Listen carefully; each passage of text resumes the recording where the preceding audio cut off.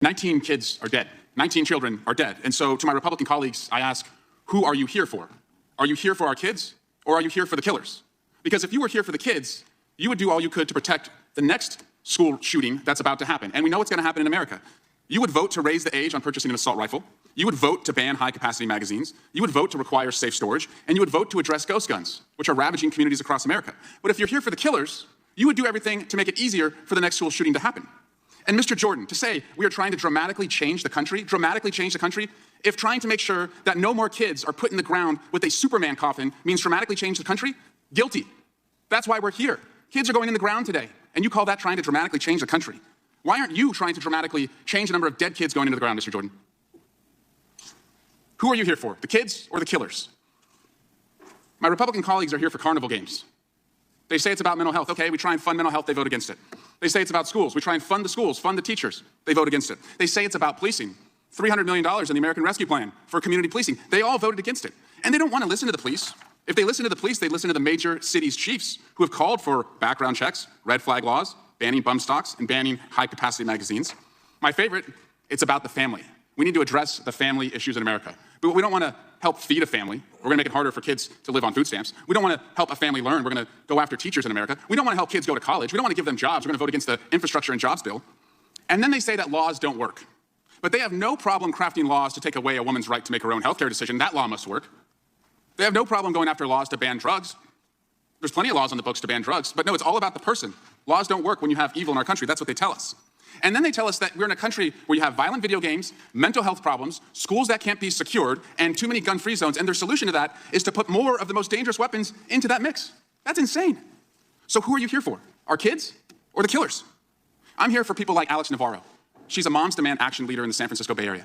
And last week, after I convened a meeting among my constituents and people like Fred Guttenberg and Dr. Joe Saccharin, an emergency room physician at Johns Hopkins, Alex Navarro told my constituents that her 6-year-old daughter, after Uvalde, after seeing the images behind me, said to her, "Mom, what picture are you going to use for me?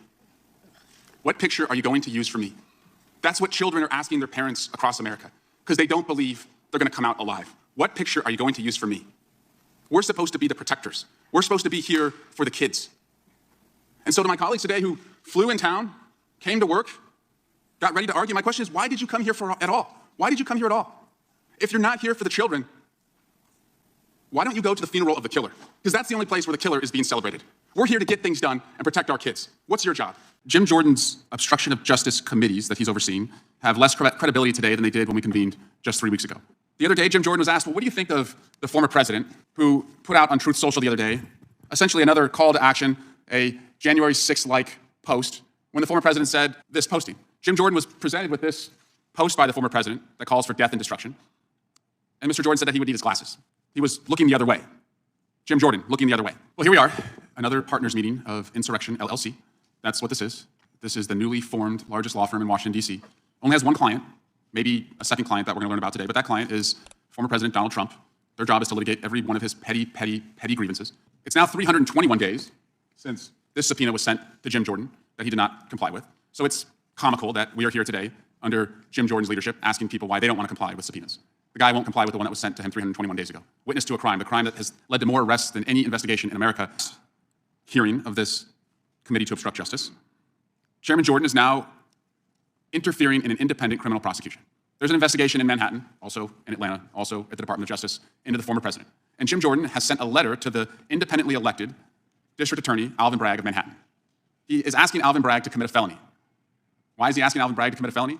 To help Donald Trump. Why is it a felony? Because if Alvin Bragg were to turn over what Jim Jordan is asking, Alvin Bragg would be violating New York law that says you cannot turn over grand jury proceedings. But that's what they're asking him to do. Again, the law doesn't matter if your client is Donald Trump. Again, I'm going to leave this up here. The same individual who posted this also posted this photo. There you go, Donald Trump, real tough guy, holding a baseball bat next to a picture of that independent prosecutor that Jim Jordan wants to commit a felony, Alvin Bragg. But you won't hear from this committee to obstruct justice any condemnation of what Donald Trump posted. They can't condemn him. There's silence. They condone it. And in these posts from Donald Trump, he incites more and more Americans to commit violence, like a woman who was arrested yesterday near Times Square with a knife, seeking to carry out an act of violence in Donald Trump's name.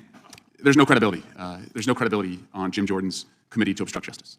he can't talk credibly about witnesses not complying with subpoenas, and that's why he's not here. He wasn't at the last hearing.